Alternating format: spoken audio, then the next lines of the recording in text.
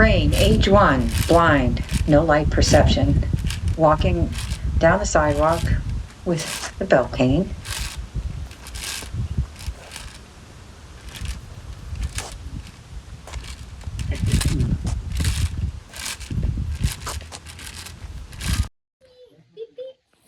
Is Raine using a push toy that's safe? Pushes ahead so that it can detect what's in, keeping everything from the feet as she moves through the living room. Right now, when she lets go and is encouraged to walk without holding on, that's unsafe. There's nothing between her and the world, no protection. And so there are a few examples of collisions that I want to help people understand. Watch her feet. There's nothing protecting, nothing warning as she kicks and trips and stumbles. That's a collision. Now she stumbles again on the floor and has to hold on, thankfully, to the couch. So those are collisions. You think, well, that's not much. Hey, if it happens without warning, it's something. And we all hate that feeling when we stumble on something we didn't know was there. This is a very unsafe situation. The flagstones are very uneven. good job. And we have to see that as she's walking, she is not really walking.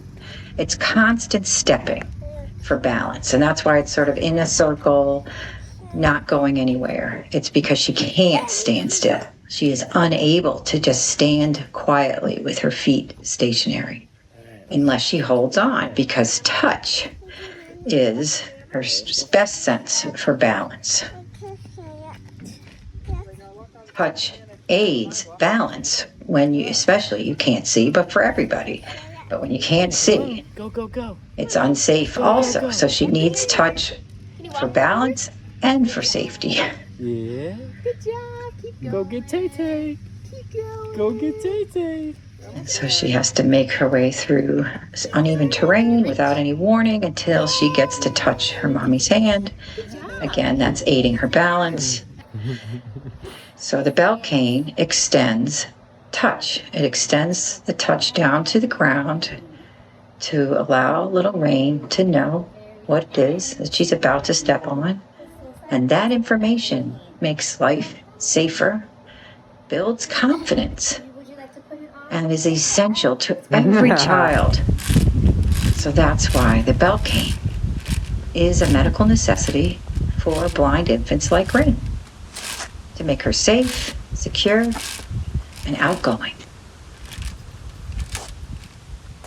Happy Independence Day, everyone.